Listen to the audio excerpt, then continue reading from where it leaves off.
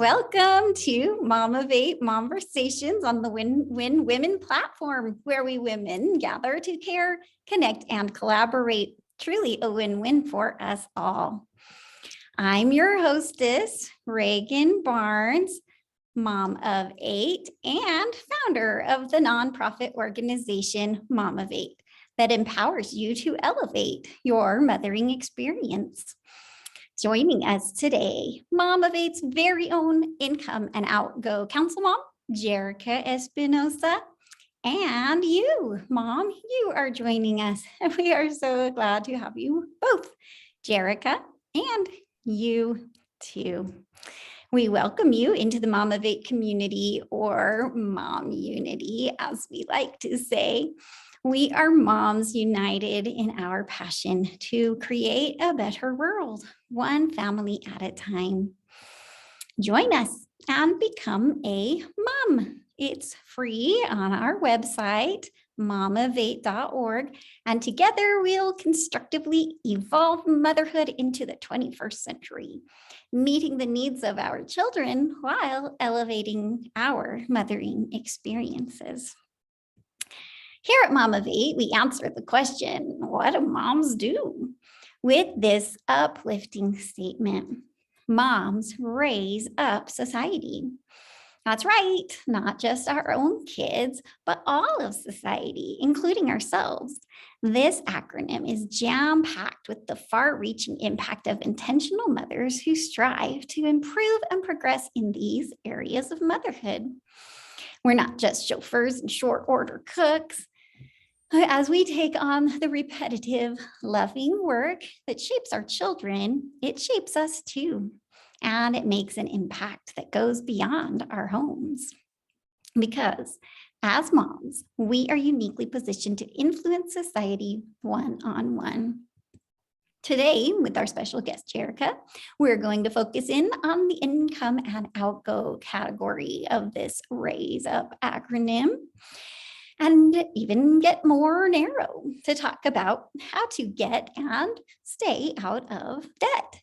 We'll want to listen closely to Gerika's presentation as she covers the appropriate amount and types of debt, how to build a debt plan, and the importance of a finish line.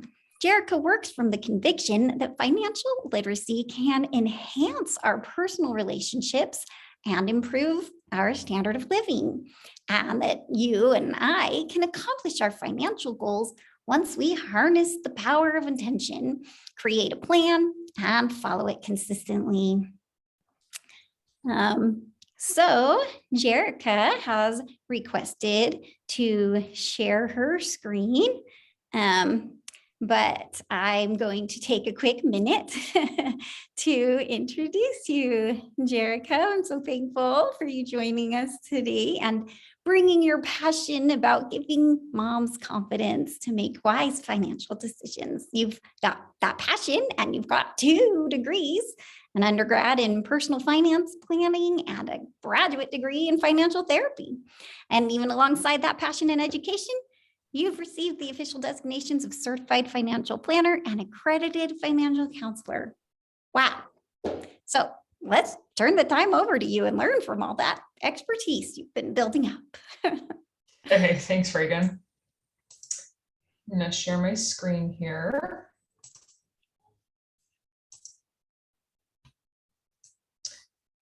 Okay. Can you see that? Yes. What has a beginning? There we go. Great. Okay. I thought we'd start out with a riddle today because riddles are fun for my brain. So this is the first question. It says, what has a beginning but no ending? Throughout this, I'm going to be asking a lot of questions, and obviously a lot of people will be listening through the recording. So feel free to think about it rhetorically, but if anyone on here wants to answer, you're more than welcome to do so. So any takers on the what has a beginning but no ending? The answer to this, well, if you Google this, the answer to this would be death. Depending on your religious belief, that would not make sense. But if you ask a financial advisor this question, and they're helping people, they might be tempted to say debt. Unfortunately, that tends to be what people can get themselves into. Debt always has a beginning. People are always willing to take things out, but they don't really have a good job of being able to wrap that up. So debt is something that can live, but the reason I have succulents on here is because debt just lives and lives and lives. Succulents don't take very much to survive. You just need a little bit of water, and debt, unless you are actively approaching it, will stay forever. The next riddle, and this one we're going to answer at the end. What has no beginning, no middle, or no end? So think about that, and we're gonna we're gonna answer that at the very end today. So let's talk about debt. Is it good or is it bad? This is actually a funny question because a lot of people have opinions on this. And I'm here to tell you that debt itself is neither good nor bad. Some people say, though, it's really great. If you're not doing debt, then you're not getting ahead. That's how all the wealthy people are doing things, is because they're getting a lot of debt and they're leveraging and they're moving forward in life. On the other side of it, they're saying, debt is terrible. You should not pull out debt in any reason, shape, or form for anything. And again, I'll reiterate, it's not good or bad. How you use it can really put you in a rough situation. But hopefully we can shift some paradigms. So if you're one of those people that thinks, oh man, it's so heavy on me. And I talk to people about debt every single day. And this is it. Psychologically, debt weighs more in the mind than anything else does. And it is heavy. Some people feel like they're literally carrying it. They can't sleep at night. They're drowning in it. And if you're one of those people that leans towards like, oh, debt is not good at all, I hope today I can change your paradigm a little bit to think, okay, there are some good uses for debt if done appropriately. And then if you're on the other end of like, oh, you think debt is super great and fabulous, hopefully we can curb that and turn it down so it's not the best thing ever. Debt should be used as a tool, and a tool alone. That should be the purpose of debt. So I'm going to talk about how we can use that as a tool. Just like you go to the doctor and get your health assessed, you need to do the same thing financially. There are ways to assess your debt levels if it is financially healthy or not very financially healthy. Financial health is such a big impact on people's well-being. It affects their physical, social, emotional, spiritual. I could go on and on and on about how much it affects people. So we need to make sure that in our own lives, we are taking the appropriate measures to make sure that we are healthy. Some people might think that being healthy means that you have zero debt. I would agree with you if you have a home and a transportation piece that is all paid for. But if you don't have those, you might be debt free, but you have so much more to go as far as being independent and stability wise. There are 5 different types of debt that we will talk about today. Well, we're mostly going to focus on 4 of them. So we've got the mortgage here, which everyone's familiar with the mortgage and how that works, especially with the lovely housing market currently. We've got auto loans, which are transportation, etc. We've got student loans, personal loans. The personal loan section could be like if you have a medical debt, if you are looking for business, or basically anything else you have to pull out a loan for. And then the last one here is credit card debt or consumer debt. These first 3 debts are considered essential or more acceptable. And then the consumer debts are the ones that you really want to make sure you're curbing away and being very careful on. The student loan debt, I remember when I was in Washington, D.C., and I was working for a company out there, and there was a lady who I was asking her what she's doing for the weekend, and she says, I'm having a party. I said, oh, really? Why? She says, well, I'm having a party because I just barely made my last payment to my student loan. And she was 44 years old. Oh, my. So I mean, that is definitely something to be celebrated, but debt is not something to be taking out haphazardly. It literally affects you sometimes for the rest of your life, and then for years and years and years on end. We're going to talk about how much of these debts you should be taking out, because that's really the biggest aspect on being financially healthy. Okay, so we've got the mortgage and we've got, I'm lumping everything else in these other debts. So how much debt can you afford? That is the question that you should always be asking. How much can you afford? Because it's not how much you can get. People will give you lots of debt, and that means doesn't necessarily mean you can afford it.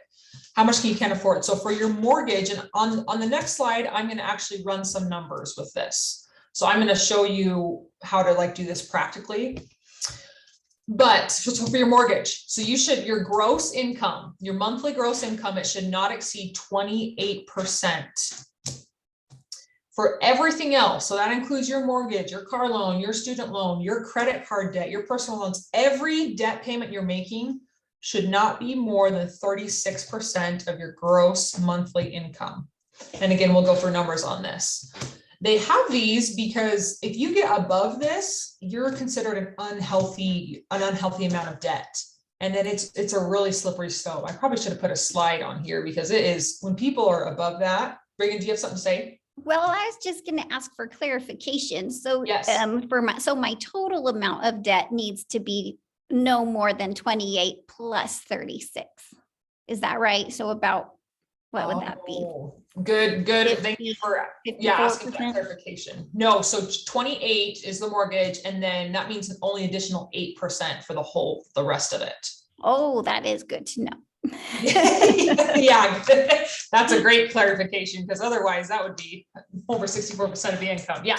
So your entire mortgage, car loan, student loan is only 36%. So it's included in there. Thank you for that. So yeah, everything should be included in here. So if you're above that, it's really rough. And then if you're beneath that, the more you can be beneath that, the better. And people are able to float that tons better in their financial situation. So let's go through an example. We'll say we've got someone who's got an income of 100,000. We're using round numbers to make it easy. So up at the top, I've got 100,000. We're doing the mortgage one specifically. So 100,000, you take that and times that by 28%. That gives you your annual amounts. Then you divide it by 12. And so we've got 2,333 is what that comes up to. So that means your mortgage payment. Now we're talking just principal and interest. It is way better if you can include your property tax and mortgage insurance underneath that 28%, but not the end of the world if you can't.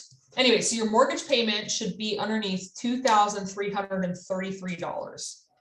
If you're over that amount, you really need to cut in other areas, or maybe you could look at, well, refinancing is not the best option right now with interest rates, but you need to maneuver your financial position so you can work towards that. And now that's what a financial planner can help us with, right? Is that maneuvering. They know tricks and tips and things like that to help us with maneuvering that. Totally. Yeah. Yep. More than happy to help do that.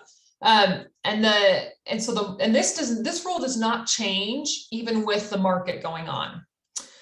Do not be tempted to take out more than you can afford. So in a practical example with this, a mortgage of $2,333, I just did an interest rate of 5%. If you applied for that, and that means the maximum home that you could afford would be about $430,000. So I'm aware that doesn't buy a whole lot, especially in Utah specifically, and anywhere, well, a lot of places, especially on the West Coast. But the rules should not change. Do not be tempted to take out more mortgage or more debt because of what's going on in the market. So then same thing, if we take this 36%, we take 100,000, we times it by 36%, and then divide that by 12, and that means we've got $3,000. So that means between my mortgage payment, my car loan, my student loan, and my credit card debt, all of that should be underneath $3,000. And again, like Reagan mentioned, this is what a financial advisor can help do, is look at your financial situation, assess if it's healthy, and then help you make some changes if not. And another clarification, if that's your income, that's probably your gross income, not what you actually see in your paycheck, right? Because they pull things out of your paycheck. So that's helpful to keep that in mind too, is gross versus net. Exactly. Yeah. So you're not ever going to see, if you make gross, you're not ever going to see, you got taxes, you got health insurance, all sorts of stuff coming out of that. Yeah. Yes, so these are the amounts of debt. So now if you're in a situation where you've got, let's say you've got a car loan, student loan, you've got credit card debt that you're looking at, now what do you do? How do you build a plan? So the most common, and this is a term that I'm sure a lot of people hear because it's out there in the buzz world, is a debt snowball. So this is just a basic example. You've got medical debt, car debt, and home debt. Let's say your medical debt is $150. When you get that paid off, does that mean, oh yes, now I've got an extra $150. I can buy new shoes. I can go out to dinner better, to a fancier place? No. That does not mean that.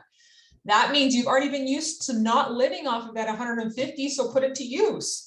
I would take that and roll it into your next debt, or snowball it into your next debt, which in this case would be the car. You keep doing that until your debt is eliminated. Now, a lot of people ask like, well, how aggressive do I need to pare down this debt? Like, what does that look like? What is the aggression level? How basically, do I need to walk or do I need to sprint at it? And I would say the answer depends. I hate that answer, but I'll break it down as far as like what matters and what doesn't matter. So we'll go back to this so you can see. So credit card debt, full on sprint, like no walking whatsoever. And in fact, it's a common thing, a common myth out there that if you have a credit card payment, it's good to leave a balance on your credit card from month to month. There's a myth out there that says that helps your credit score, and that is not true. You need to eliminate and pay off your credit card every single month. Same thing with personal loans. Then these three, this mortgage, the auto loan, and student loan, these ones I would say are more of like a jog, and the mortgage, especially depending on your situation, might be like a jog or a walk. And I'll explain why. So I put this picture of this guy on here because I mean, you can tell he's explosive. He is running, he's putting all of his energy out there. This is the type of energy that we should be taking on consumer debt or credit card debt, or debt that doesn't matter. I again, when I meet with people all the time, they talk about debt, and it's so funny when I go over people's situation and we start looking and they've got two options to pay down debt. They can either increase their income or decrease their expenses. And my favorite quote from someone was like, well, we just bought new running shoes. How does that fit in? I'm like, well, you either don't run or you're going to keep having interest on it.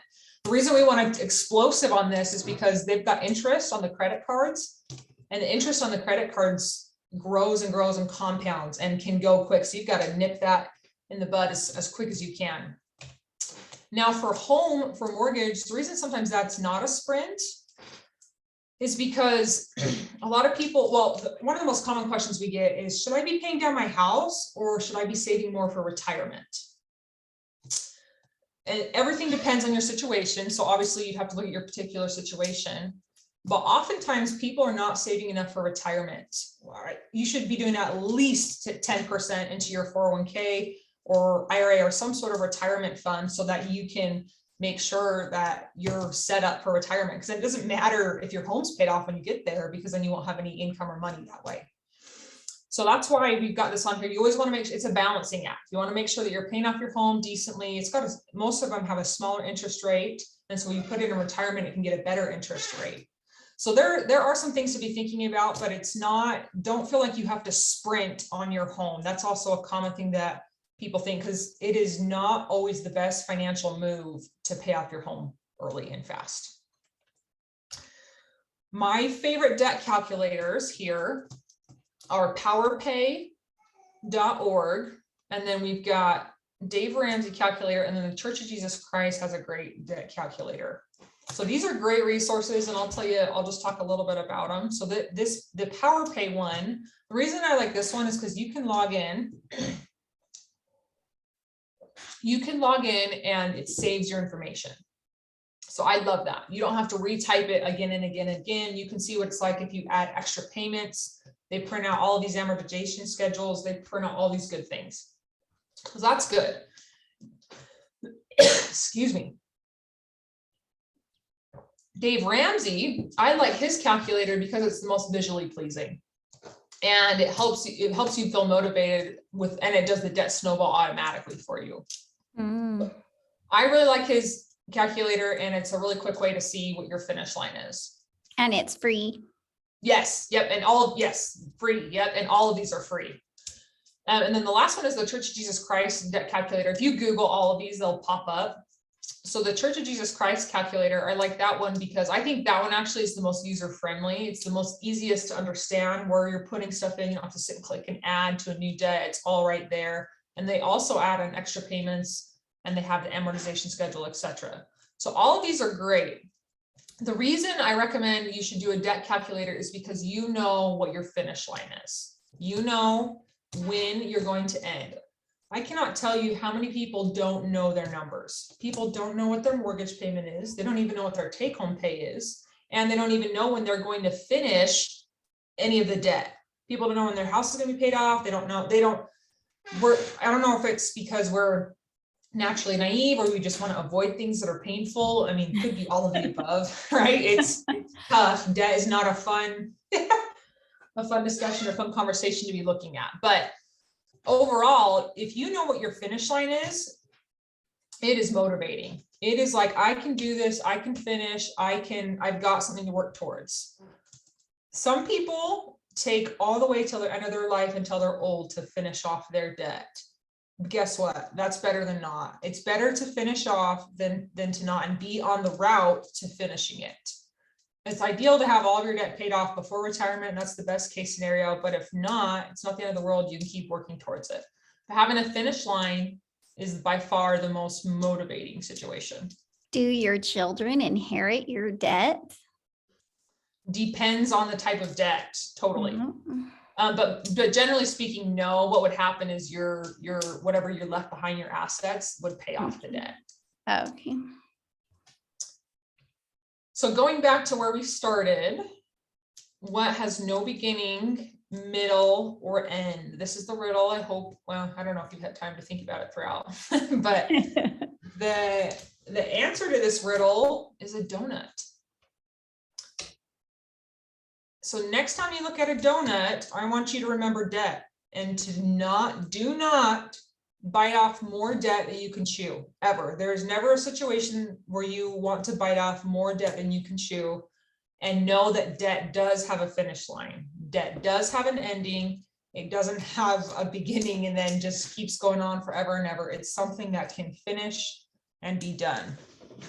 So I hope after today, if you had a negative perception on debt, you have a little bit more positive one. And then if you have an extremely positive situation on debt, you've curved it back a little bit and known that you shouldn't be biting off more that you can chew, and that you can move forward. And then overall, just make sure that you're keeping under those limits and not biting off more than you can chew. So that's all I have today for the presentation. Thank you. I will go ahead and stop sharing. That's great. Thank you. I'm going to go back then to sharing my screen to kind of wrap things up. I'm so grateful to you for sharing this. We've been hearing really good information, and of course, it's just the beginning of what we want to hear. And the real exciting part of the show comes next, when we can ask more questions and not have to worry about being recorded. But right now, write things down, whatever it was that has stuck out to you, and it's going to be different for different ones of us, but take a minute to write that down. That is kind of like the first gear in this set of gears that you see on our screen. The bottom gear is what might be writing it down, but look how it has far-reaching effects all the way to that top gear. So we want to get those far-reaching effects, and the very first step is to write things down. Just grab a notebook and write down whatever stuck out to you, things you'd like to change, goals you might make based on this. Well, it's time for us to kind of wrap up this half hour. It's gone by so fast. As I mentioned, for those of you who are watching the recording, this is just half of our show and the other half is live interaction. So if you've watched this as a recording, thank you. And be sure to catch our live show every Saturday at 3 p.m. Pacific time. So you can participate also in that second half hour where we continue the conversation directly with you, unrecorded. And that's our goal. We want to include you in the discussion because that's how Win Women TV is unique. We care, we connect, and we collaborate.